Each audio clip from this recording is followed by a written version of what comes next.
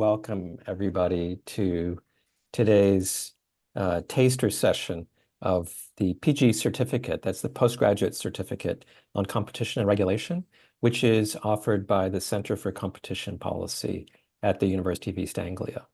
This is a university approved program which results in a formal university certificate of completion for people who take the modules. And so what I'd like to do today is start out with a quick introduction about the organization that is putting together this certificate. That's the Center for Competition Policy. And then I'm going to hand over to Peter Courridge to give some more details about the program. Then we will have a discussion of each of the modules in the program with the module organizers. Most of them are able to join us today, so thank you to all of them for joining. And then we'll have plenty of time for questions and discussions at the end. So we're going to move quite quickly through all of this material. The Center for Competition Policy has existed for more than 20 years and is a research center that is focused on competition, regulation, and consumer policy. It is interdisciplinary by its nature and structure. We try to bring together different disciplines that are all interested in these topic areas. And so the disciplines we have represented today include law, economics, and business, but we also have political scientists who are involved with the center. And we have many different activities that have developed over the years, including a seminar series, an annual conference, special bespoke conferences on particular topics. And then we've done quite a bit of teaching over the years that has largely been directed at government agencies, but also to support various kinds of technical interests in our domain. And what we thought a few years ago was that it would really make a lot of sense to have a program that brought together a lot of the types of work we do into a formal teaching program. And so that's what you have joined up today to find out more about. We have a number of the faculty members of the CCP with us. My name is Sean Ennis. I'm the director of the Center for Competition Policy and a professor at the business school. Just going through people in the order that I see them on the screen. I would note that Amelia Fletcher, who's one of our faculty, was not able to join us, so just put that up there out front. And so we've got Kai-Uwe Kuhn, who is a professor of economics. We have Farasat Bokhari, who is a professor of economics. Morten Hviid, who is a professor of law. Franco Mariuzzo, who's lecturer in the School of Economics. Georgios Papadopoulos, who's lecturer in the School of Economics, and Peyer, who's faculty in the law school. And so we've got really a great group of expertise that's involved with the teaching for these modules. We have some additional teachers for them who couldn't make it today, and so I regret that. But I guess Sarah is going to be joining the law school module. Is that right, Seb and Morten? And so this is really, just from my perspective, a very interesting group of people who we have, because we combine practitioner focus with research focus, and that's one of the features, I'd say, of the research of the Center for Competition Policy is that it is really driven by policy questions. And so we have had this program going for a few years now, which includes among its participants, we have, or students, if you will, but I prefer the word participants. We have regulators, we have practitioners, we have lawyers, Sometimes we're expecting to have lawyers from some major law firms joining up with us this year, in addition to having lawyers and regulators really from all over the world. So the main focus of the program is on economic concepts, but that doesn't mean that we're always doing highly technical economics in every module. And that's why it can be accessible to people who might have law backgrounds, for example. And we've had a number of lawyers who've taken this material and found it very helpful and interesting. And the same goes for economists and administrators in regulatory agencies. So I think that's a little bit of an introduction. One question people have for me often is, what type of level of student is this aimed at? And the answer is it can range from someone who's relatively new to competition and regulatory policy to someone who's actually quite experienced. So and what I mean is that we've had people who are newly joining agencies, for example, various types of regulatory agencies who have taken these modules and really got a lot out of them. But we've also had heads of agencies even who've joined and found the work very interesting, because it provides a different perspective on what they're doing from the type of teaching that they themselves had when they were at university or from their professional experience. So this can be enriching to a really broad variety of people. I think I'll hand over now to Peter, who can provide some further introduction about the certificate organization. Hi, good afternoon, everyone. Thank you for joining us today. Just to note that if you have any questions for any of the panelists today, please feel free to use the Q&A or chat function. I will be monitoring them throughout this day's session, and of course, we'll get any inquiry that you have answered. But for the meantime, I have a very brief presentation for you of the center, and I'm just going to bring it up now.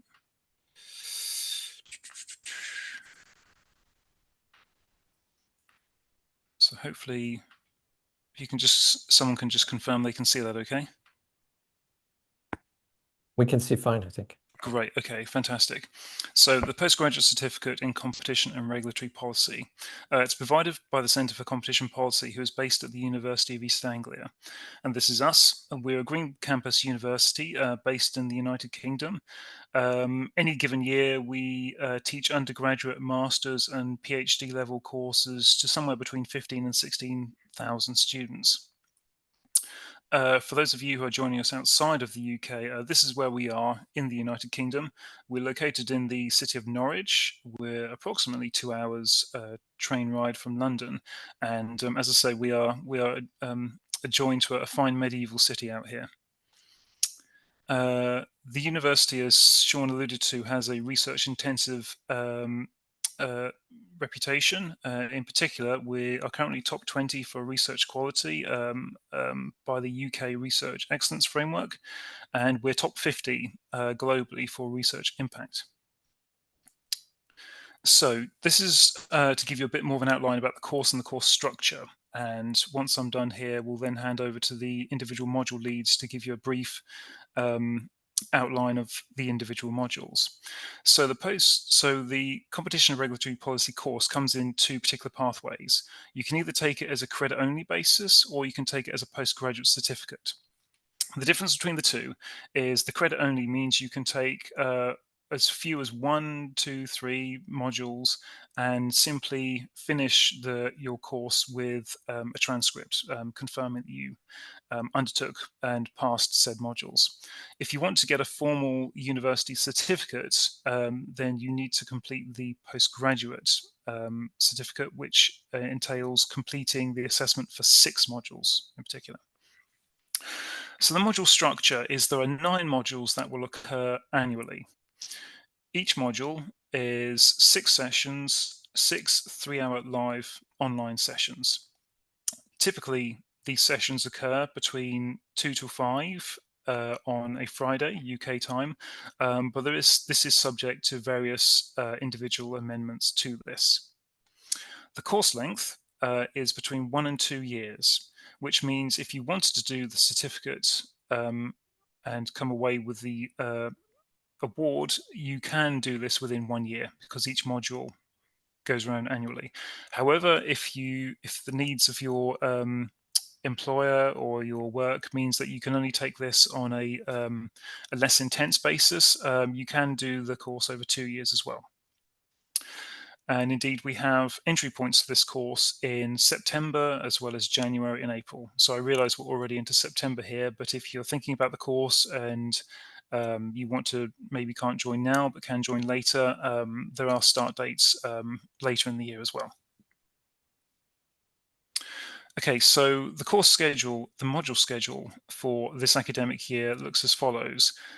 We start with modules in the first semester, which is September to December, in industrial organization. So there's industrial organization principles, which is led by Sean Ennis. And there's also core industrial organization, which happens at the same time, led by Farasat Bokhari. Specialist topics is run by Kai-Uwe Kuhn. And into the second semester, what we call the spring semester from January, there's the competition and regulatory law module. And also in January, it's the core statistics module run by George. When you get into February, there's the empirical industrial organization module. And then finally, we get into the summer series of modules, which are digital policy run by Sean, behavioural policy run by Amelia Fletcher, and then finally there's regulatory economics, also run by Sean. Now, we have technically what we call 2 pathways in terms of going through these modules. There was first what we call the technical pathway, which means if you have a background in economics and you have a familiarity with economic math, this is the pathway that we most recommend you undertake. So the modules core industrial organization, core statistics, and empirical industrial organization, they've all got little asterisks next to them. They all indicate that the application of economic math would be used within these modules. And aside from them, obviously, to get the certificate, you would need to take 3 other modules of your choice that would be listed here. But the other modules don't contain any economic math, any direct application of economic math. And then we have the non-technical pathway, which is all the technical modules removed. So you have industrial organization principles, which is effectively the same as core industrial organization, but undertaken on more of a theoretical and discursive basis. You then have specialist topics, and then the law, digital, behavioural, and regulatory economic modules. So that would be the 6 non-technical modules if you did want to get the certificate. It's also worth mentioning, however, that core statistics that runs in January is intended for students who have no formal background in economic math training, and you would be able to attempt to have a go at the use of statistics and status software if you wish to have a go at it. Okay, so a few more things about the course structure. So to begin with, all the sessions are recorded, and those recordings stay on the virtual learning environment, which is known as Blackboard, which means if you miss a session because professionally you can't make it, that's fine. We completely understand this. We completely understand that. You could watch and rewatch the lectures as much as you feel you need to gather an understanding of the topics and help assist you complete the assignment. We do have a great degree of module flexibility. If you're, for example, if your intention was to try and complete the course within 1 year, but you find that actually the pace is, you need to have a less intense pace of modules, then we can simply remap your module schedules.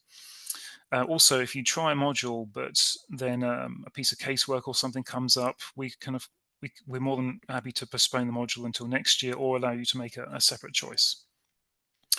Outside of the live sessions, the module leads would be available on email or even one-to-one if you had a particular problem or you wish to discuss the assignment.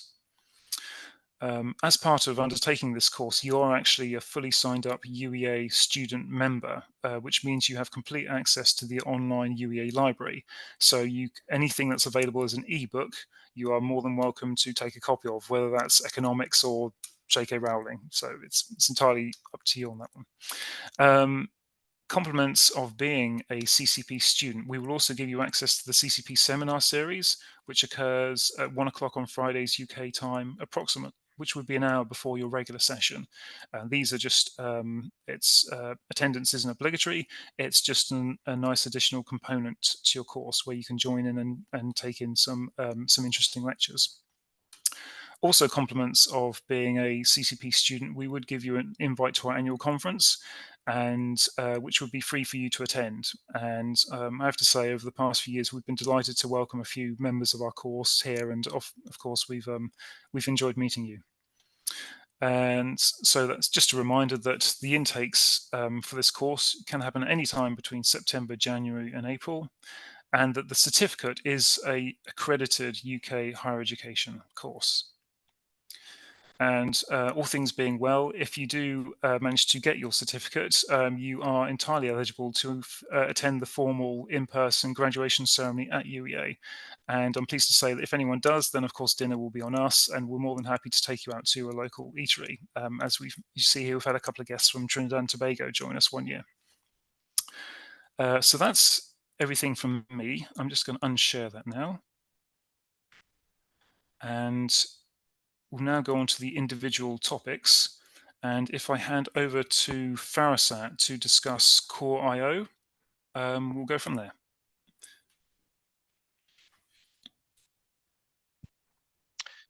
Hi, so my name is Farasat Bokhari. I'll be leading the module on Core I/O. Preamble for this course is that Peter already said that this is intended for people who do know a little bit of math from beforehand. I just want to clarify on that bit, which is that yes, it does, but no more than A levels of mathematics. So it's at a very, very basic level of math. The only time you're going to see any concept coming out of calculus type of thing will be where you're trying to maximize something or minimize. And I will teach that along, or at least explain it in an extremely intuitive way. So that will not be a hurdle. So if you have a legal background and you're willing to be able to do basic algebra and put up with that, then the rest of it will be made very, very clear to you. So it will not be as such a hurdle to anyone. And we've had people who've had legal background take this module successfully, not regretted it, is what I mean. Okay, outside of that, Peter asked me to keep it short, 3 minutes. So maybe 2.5 remaining minutes or so, 2 minutes remaining. I'll cover mostly 6 topics. These are what you might consider to be bread and butter topics in I/O. The same topics will be covered by Sean in a different way. I'll be covering similar topics. I'll start with a discussion of monopoly and oligopoly. Here we'll clarify the concepts of these two extremes, but also understand things like what's a consumer surplus, what's a producer surplus. So when you later on get into discussions about consumer welfare criteria or total welfare criteria of mergers or things, you have a complete understanding of what those terms really mean. What does consumer welfare mean, and so on. From there, we'll discuss models of price discrimination. There are 3 standard models that people talk about, or ways of price discrimination, Ramsey pricing within that. And the most important concept that you will learn over here is what is an incentive compatibility constraint and what is a participation constraint. That's a thing that we cover in lots of other places as well, but this is a natural place to introduce you to those concepts. Then we talk about product differentiation as the third topic, various models for it, how firms may differentiate their products, whether horizontally, which means that consumers have different preferences. Somebody may like a blue color car, somebody else may like a black color car, or vertically differentiated, where there is a quality difference in some sense, and everybody agrees on that aspect. Then we'll discuss entry and entry deterrence models. What's the relevance to that in the industry? maybe even discuss some cases which are known.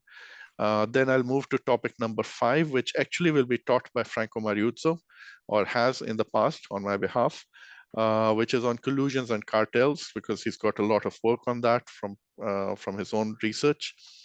We'll discuss factors that facilitate or hinder collusion, things like, when prices become observable or quality becomes observable, what impact it may have on possibility of collusion. And then the last topic will be on mergers, where we'll discuss the merger paradox. We'll talk about mergers going from 2 to 1 versus going from 3 to 2, which basically are looking at whether or not you're going to account for effects on parties that are not merging. Once you look at these type of models, it becomes quite obvious what's going to happen when there are more firms involved in them. We're going to look at both the quality side of competition, the price side of competition, but primarily we're going to be focused on what are called unilateral effects, as opposed to coordinated effects, which can also be an issue sometimes.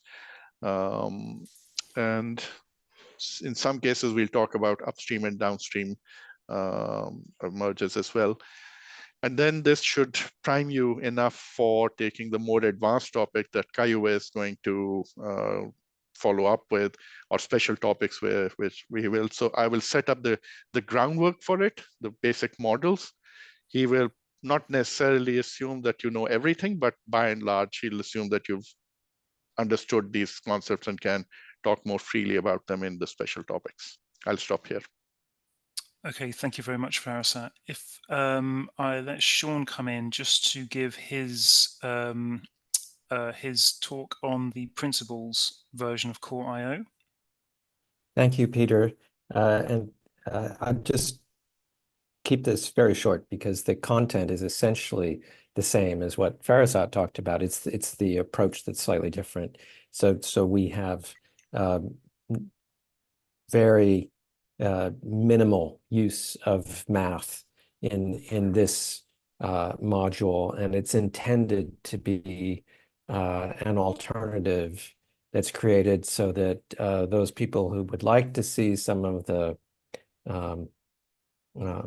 math that really justifies what's taking, what the thinking is on those questions Farasat was mentioning, they can get that there and really have a fantastic review of it. And if they prefer to do pure intuition with no formality in the math, then that would this module, the principles module, is more appropriate. I think I'll stop there.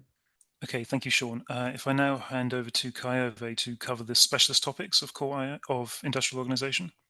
Yeah, thanks very much. So the specialist topics are kind of geared a little bit towards things that at the moment are of more importance also in the competition policy discussion, which doesn't mean that everything can be covered. But the first 3 lectures are going to be broadly related to platform economics, but starting really from issues on vertical restraints and complementarities that are kind of the simple models, because they need to be understood in order to understand a lot of other things that are coming up. So first lecture, vertical restraints, complementarity issues, possibly a little bit of DMA issues. Namely, there's going to be some section which is on ecosystems and ecosystems effects, which also has to do with complementarities.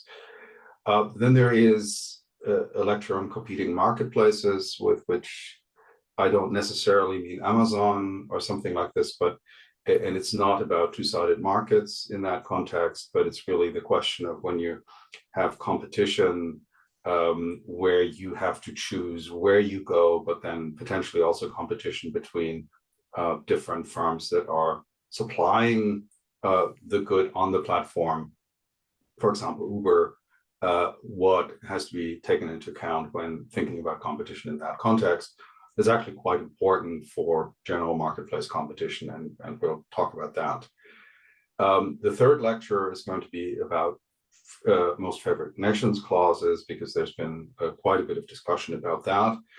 And then kind of a somewhat different approach to what you very often would see on multi-sided or two-sided markets, and trying to kind of show you how there's a very helpful way of mapping that into a vertically related market story, and from that kind of help the analysis in concrete cases. And then there's a second part of this course, which is really building on what you've heard about collusion, in particular what we know about communication and collusion, how communication is actually making collusion work, kind of what we know about the effectiveness of tacit collusion and the like. There is then a part of this of this section of the course that is about information exchange in that context, and then I'm going to talk a little bit about what we have learned about algorithmic collusion in the last couple of years, which is somewhat relevant to some of the AI discussions we have. And then there's going to be part on mergers, mainly horizontal mergers, but I'll probably also want to bring in a couple of things that are mergers that are conglomerate. I'm not going to talk that much about verticals, but conglomerates in the sense that we've had a couple of mergers where these things have come in, where ecosystem effects have been argued, and we then have kind of all the instruments in order to discuss this. And so I will probably discuss something like the Booking e-Travely merger case in the EU, using kind of all of those instruments that theory that we've actually been going through. Okay, thank you, Kai-Uwe. Next, I'll hand over to the law team, Seb and Morten, for their brief overview of the regulatory law module. Thank you, Peter. Yeah, so in the law module, we kind of try to draw on the economic insights that were taught previously, and then also introduce the legal aspect of it, how things being dealt with in the competition authorities and the courts. The way we run this module is basically, it's like shared teaching. So most of the sessions are taught by Morten and myself, or we have a new member of staff, Sarah, who's also sharing sessions with Morten and potentially with me. So we're at the moment, you've probably seen a module outline that's subject to some changes. The way we run these sessions is it's a lot of discussion-based teaching. So we often discuss one or two key cases after we've taught the foundations. And what is really nice about, or what was nice in the last few years, is that we always had some participants who were involved in drafting reports, were involved in cases, or drafted some kind of policy paper, and they had their own perspective on a particular policy. So we really tried to take this all on board and think a little bit about, how is the law dealing effectively with a particular competition problem, or are there ways to improve that? And the other thing we do is, because most of the participants have some kind of economic background, we also kind of try to highlight where the law does not necessarily match up with economics, or where there are at least some questions with regards to the theory of harm. In total, we run 6 sessions. The first one is an introduction, and where we look at horizontal agreements. We focus on European Union and UK competition law, and in this session we look in particular how the law deals with coordination and cooperation between competitors, so economic entities on the same level of the production chain. And we also deal with more recent concerns, like, for example, algorithmic collusion. So it's, one session, 3 hours on the entire case law, that's virtually impossible to teach. So we are quite selective, and then we try to select those cases that are interesting, or that are more recent, or they have had a significant impact on how we see the law. The second session does pretty much the same thing, but for vertical agreements. So we look at the law that deals with agreements between economic entities that are on different levels of the supply chain. And again, we look at EU and UK competition law. And then in the third session, we deal with the abuse of dominance, which in recent years has become there has been like a revival of the abuse of dominance, because now that we have those dominant online platforms, that has kind of created various problems in the market. And we look at the theory of harms that have been put forward, and whether competition law, so Article 102 and of the Treaty of the Functioning of the European Union and the UK equivalent, can actually effectively deal with that. Then we have a session on mergers, and there we predominantly look at EU merger regulation and how the law deals with concentrations between initially separate economic entities. Then we have probably a new session on the regulation of digital markets. So Sarah Gidi is gonna lead on that. She is joining us. She's joining the law school next week. And in this session, we will deal extensively with the Digital Markets Act and the UK's policies around digital markets. So this is something new, and we are still in the process of designing that. And the final session, that's a joint session run by Morten and me, where we will look at remedies. So here the main focus is really to show, okay, these are the remedies that are available to competition authorities and regulators. And then with some key cases, we try to explore whether those remedies are actually effective, or whether we can think about better ways of addressing competition problems. Morten, did you have anything to add to? No, that was very comprehensive. Thank you. Summary. So yeah, that's basically how we run the law module. And what is quite nice about it is we always invite input from participants. So if they have a particular question that they'd like to discuss, we can always shift focus slightly towards what participants find is particularly useful to them. Okay, thank you, Seb. Really appreciate that. I think if I go next to Sean, if you don't mind giving us your 3 minutes on digital policy, I'll just break you up between everyone else. Okay, that's fine. Thank you.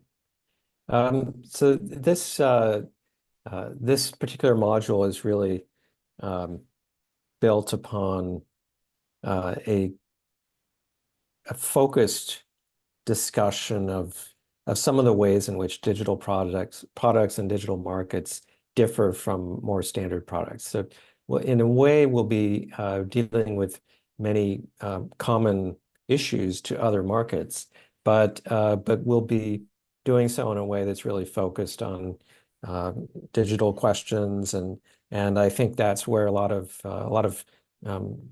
policymakers have had interest over the last few years, and so there's been really quite a lot of interesting developments here, which we'll be talking about. So we'll range from discussing some of the benefits and unique features of digital products, thinking about market power with specific focus on digital. We'll discuss network effect models, go into dominance and what might constitute an abuse of dominance in this area. We'll consider privacy and data related questions, and then also think about impacts of the way that digital products are offered, and especially social networks, on journalism and information discovery for people. And we'll talk about consumer protection and the ways that consumer protection may need to be slightly tweaked in order to operate well in the digital arena. So that's going to be the focus that then builds up to a lecture that's about regulation and how regulations have been brought into place in the last few years and how they differ across countries. Thank you. Okay, thank you, Sean. If I could invite George to come on and discuss core statistics. Sure, thank you, Peter. So I'm George. I'll be leading this module on introductory statistics. So it's basically a course in introduction to statistics and econometrics. The way I have developed this module means that it does not require any particular knowledge of statistics in advance. So we start from the very basics. talking, let's say, about variables distribution and characteristics, about graphics, simple summary statistics, and then gradually we'll move into regression analysis, which will be the second part of the module. And as we know, regression analysis is the foundation of modern econometrics. So by the end of the course, by the end of this module, I think you will have developed the knowledge to be able to take other more advanced modules in statistics or econometrics, such as empirical industrial organization. Franco will talk about it later.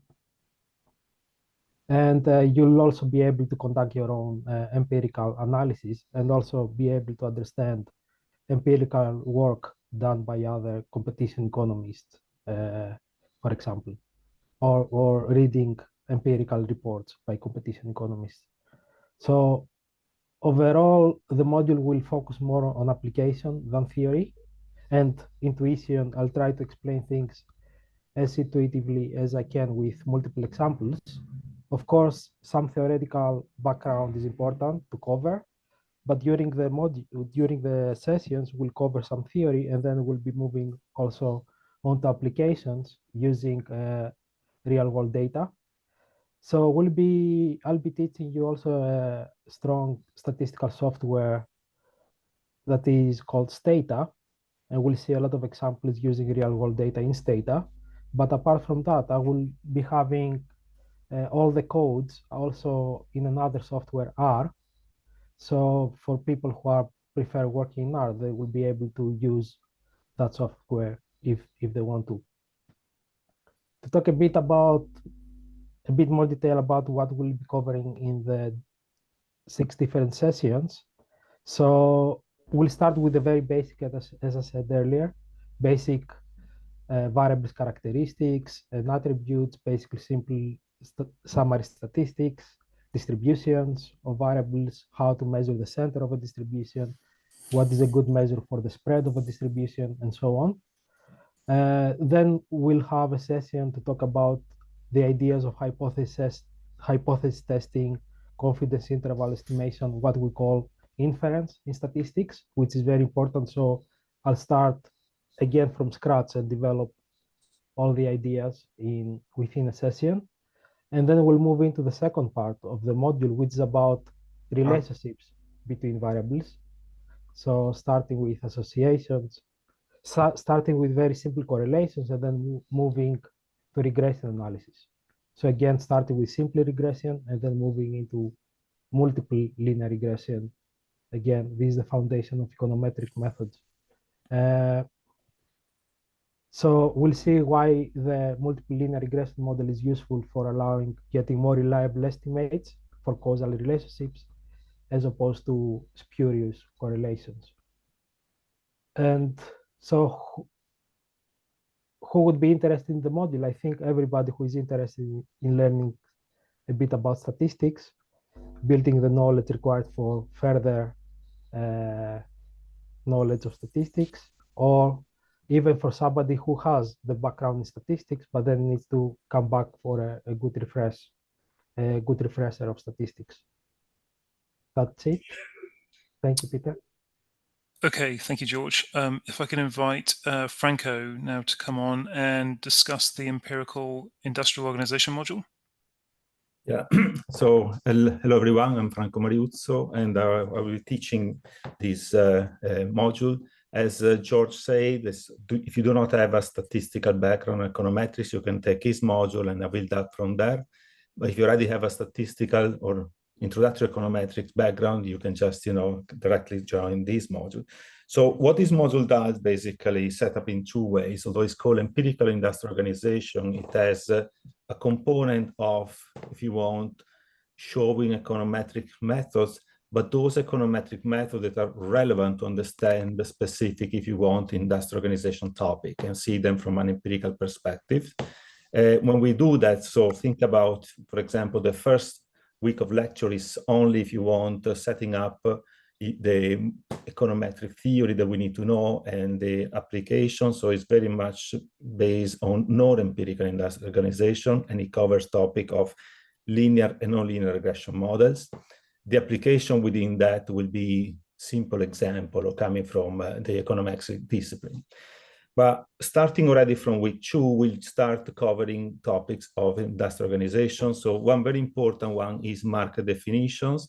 So think about having a 3-hour lecture where the first hour will build up again on some econometric method that we do need to in order to be able to, for example, define markets, okay? Then we move on week 3 when we're going to cover, if you want, the topics of identification, which is extremely important in econometrics, but any empirical work.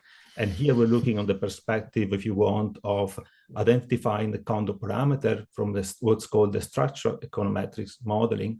And the second is from the causal analysis effect. So again, some econometric method and then other application from empirical industrial organizations.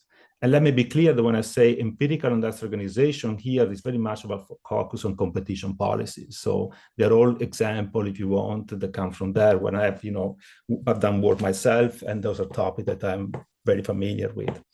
Then we move into a topic of entry and exit and pricing. And then again, similar, you get an exposure to some econometrics first, and then we move on to, the applications. And all these applications use real world data. So either, something that I study myself or got access to. And then we're going to see how we estimate specific effects and how we give the economic interpretations. Remember, it's still in the concept of competition policy. The last 2 topics are merger simulations. And here we will focus mainly on horizontal mergers. We see how we can simulate perhaps the price effects of mergers, and then it's on itself a very interesting topic. And then we finish with demand estimations. And the last topic of demand estimation, we cover, if you want, almost the demand system, and if you want, the discrete one, choice of demand. And this will be covered by Farasat Bokhari. So this is all about it. The software we tend to use is Stata. If you have any problem with that, perhaps I could try to get around and cover in R, but I would prefer to use Stata as everything is ready there. Thank you. Thank you, Franco. And if I can now just hand over to Sean to cover off regulatory economics module.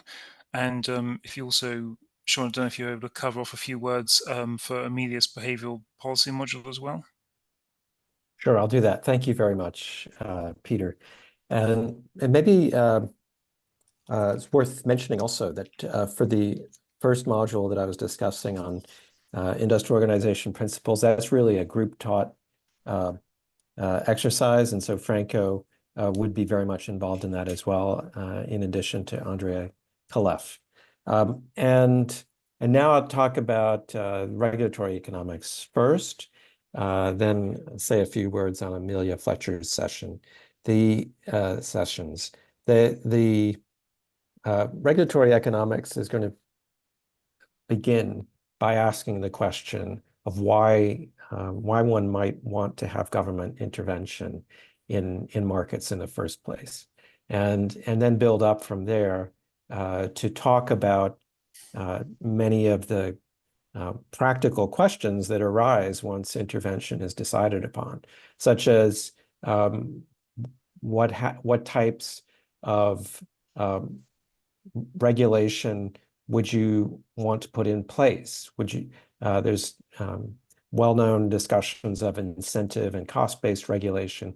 We're going to talk about those 2 forms of regulation, yardstick regulation as well. And one of the core problems that emerges in regulated markets is that the regulators don't have as good information in general about the products and the cost of the products and the demand for the products as the companies they are regulating do. So that is part of what creates some of the challenges in terms of how to organize the regulation. We'll talk about cost of capital and how that's determined by regulatory processes.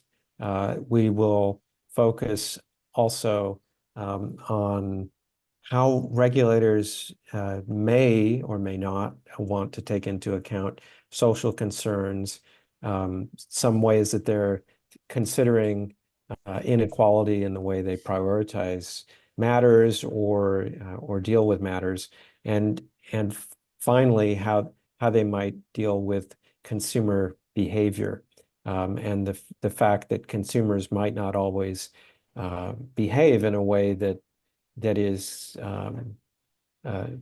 meeting what we would think of as objectively rational criteria. And this material is really useful to people who are working in regulatory agencies or working on regulated matters in front of regulatory agencies. It's also, I think, been proven of interest to staff of competition authorities and people working on competition, because a lot of the questions related to monopoly and how to oversee monopoly do ultimately come up in the competition area as well. So that's a bit on the regulatory economics. In terms of the behavioral policy, Amelia Fletcher is going to focus on really some of the what starts with empirical and experimental observations about how people behave, and the short version of that point is that people have many kinds of either biases or patterns in their behaviors, which don't work perfectly well with how we would imagine a rational maximizing agent would operate. They may have very strange attitudes towards risk that vary over time in ways that don't seem immediately explicable by neoclassical economics. And so she's going to be talking about the different types of biases and patterns that have been found and identified in the economics literature and the psychology literature, and then focus on how that might impact the way that regulators might proceed. And so one very concrete example might be with the way that web pages are organized. It's a pretty well-known pattern that people looking at web pages will tend to focus on the first things that are presented to them and much less on later things down a list. And so that might then impact the way that a policymaker would think about whether to have regulation in the area of the manner in which things are presented to people on a page, which sounds very dramatic and different from typical forms of regulation. So really requires a lot of discussion and justification before it would occur. So maybe I'll stop there. Okay, thank you, Sean. That's all the modules covered, therefore. So we can now hand it over to any of the attendees. If you wish to put your hands up or write anything in the chat, if there are any particular questions you'd like us to cover in this session, please do make yourself known to us. Otherwise, we'll assume we've done a very comprehensive session.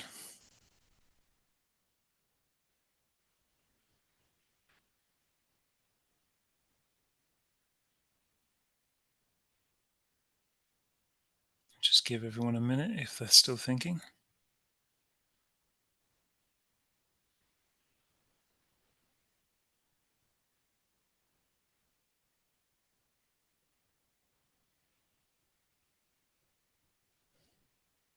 Maybe while you're thinking, I'd like to thank all of you for having joined us today, and also especially thank the faculty for having participated in providing this information session, which I think is really very helpful to students who are thinking about what to do. Absolutely. It's also we will also make this broadcast. We've got a recording of it, so to anyone who was unable to make it this time, we'll do a posting out to everyone so they can catch up with this. Peter, can I ask a question? Yeah, sure. So given that Sean and my modules will be running at the same time, the principles of IO and the core IO, and given that we are recording everything, in principle, can people be enrolled in one but still dip into the videos of the other if they wanted to?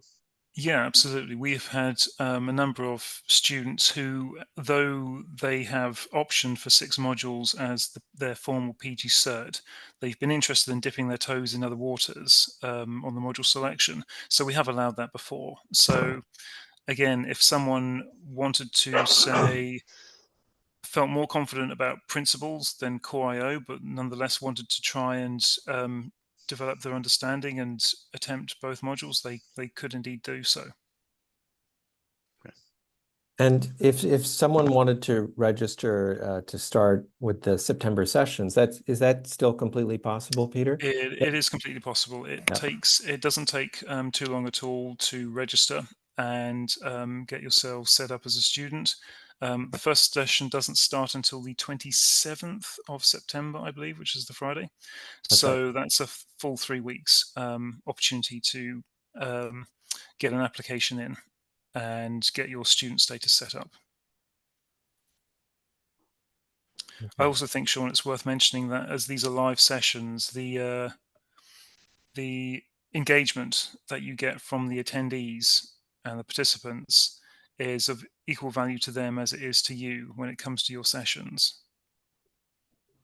Yeah, I think there's tremendous good feedback that can come with the group that we have taking these modules in particular, and maybe one other point that's worth emphasizing is that that it's most of the people, if not all, who are taking the certificate and enrolled in the modules.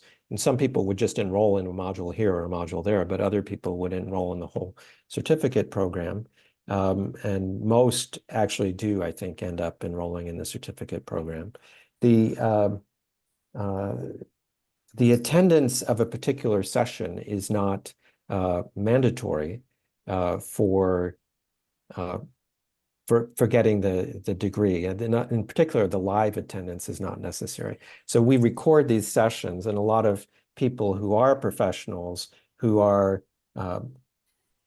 sometimes very busy in their normal jobs might not have time for various reasons to show up at the live sessions. They can go and see the recordings and actually still see the interaction that occurred between the faculty and the students and any external lecturers who might have come along as well. And that, I think, is really provides fantastic flexibility to this program, because you can attend many of the lectures and then catch up on those that you're forced to miss, and you still have time to do the coursework to get your marks after the whole course is over with. So what professionals have found is that they can really adapt the course offerings to their particular needs as their job evolves.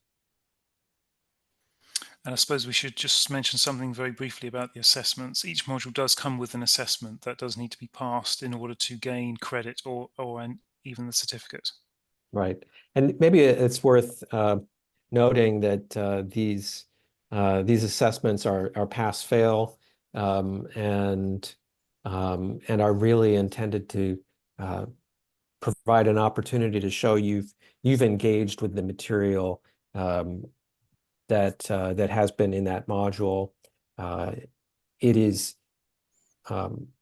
in principle possible to complete many of the assessments with a half day's work, a few hours of work, and that's the intention we have here. Actually, we want to make sure that people aren't forced to devote many days to the assessment for each session, as long as they can show they've really engaged and understood the material. That's the key thing we are looking for when we review assessments. The type of assessment varies naturally depending on the subject that's taught. So I would think that I believe that for statistics it will be a very different type of assessment than for some of the other sessions where there's more of a essay style assessment that comes up. But it's worth noting that the type of assessment varies depending on the module. Okay. Can I jump in for a second? Only have one note to add. Yeah, please.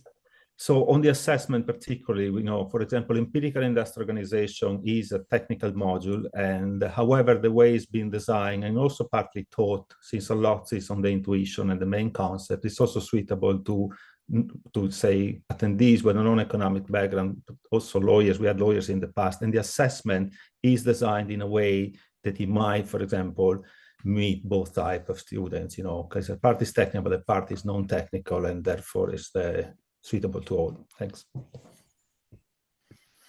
I think it's also worth mentioning briefly that if you are not sure about taking the certificate but want to start on 1 or 2 credits, it's entirely possible to sign up just to a handful of modules and then gradually build up your profile to the extent that you do end up gaining the 6 for the certificate as well. Great. And maybe one question. I think we're running a bit of an experiment this year where one of the modules is actually going to have an in-person attendance option. Do you want to talk about that a little bit, Peter? Very briefly, because we're still ironing it out with the CMA slightly. Okay. But yes, Kai-Uwe's module in specialist topics. If anyone is online and you're from the CMA or you live and work in London, Kai-Uwe will be doing hybrid delivery of his module, which means the CMA at the London office in Canary Wharf have very kindly offered to give us some space where he can deliver the module directly from that location. So if you are in the London area, you are more than welcome to attend as a student, regardless of whether or not you are a member of the CMA. Equally, if you are, if London is beyond your region, then you can attend the online lectures exactly like normal as well. Yeah. Okay. Okay. That's great. Thank you. I think we've reached the hour pretty much. So unless there's any other comments or questions from the attendees, I think we'll therefore close out the session. I have left the email address for CCP should anyone have think of a question after the session or have any more written inquiries, please direct it to that mailbox.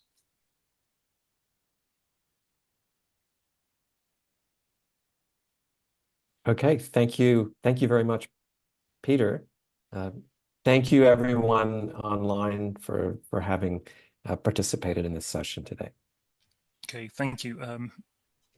Thank you, everyone.